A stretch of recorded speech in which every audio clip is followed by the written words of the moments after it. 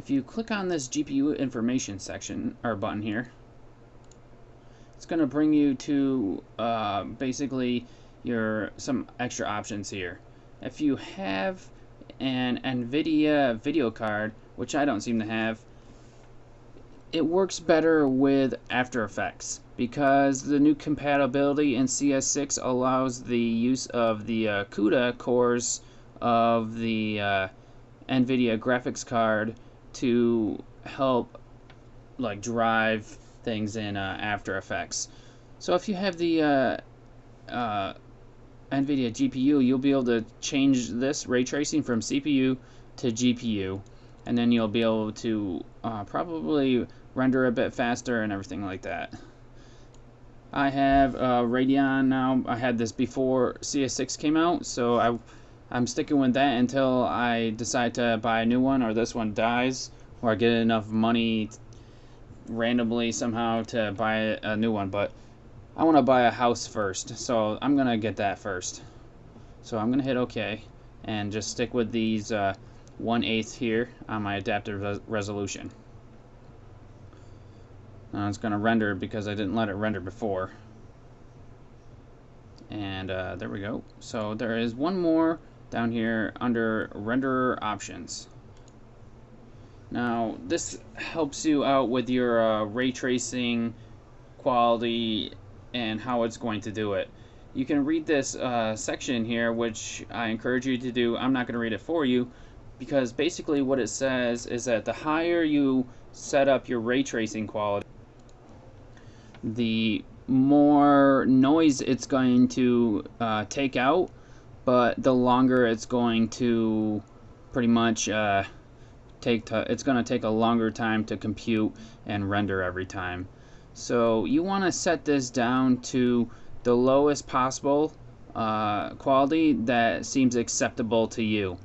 Now it's not going to increase like the sharpness or anything like that, so don't try to increase it and expect that the edges are going to be nicer or anything like that.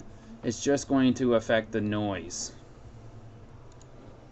This drop down box here has a few different sections here. We got none, box, tint, and cubic, and these are the anti-aliasing filters.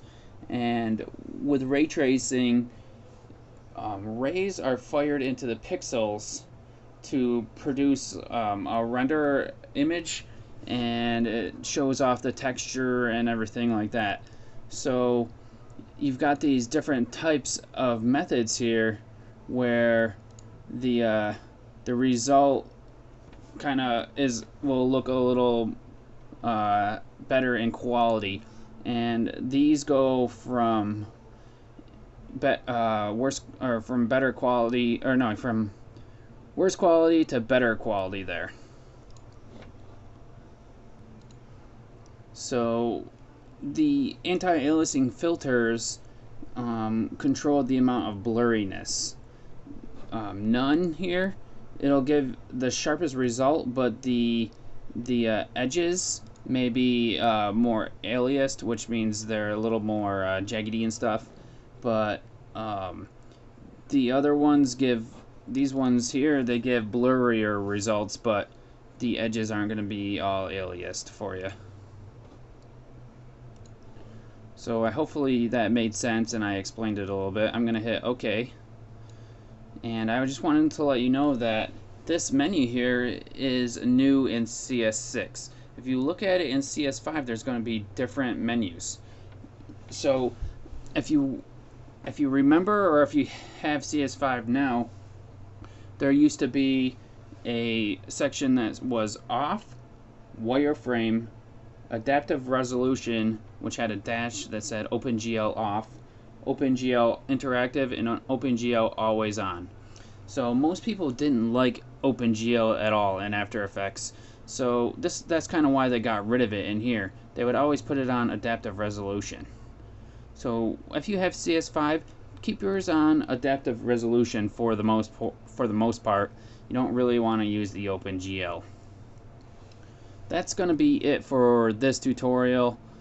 I just went over the different types of previews and what they meant, and then the options here, I went over those in basic. So hopefully you guys figured out what I was talking about and it wasn't too confusing. Thank you for watching. Give it a thumbs up if you liked it, a thumbs down if you thought it was horrible, and I look forward to seeing you guys in the next tutorial. See you guys later.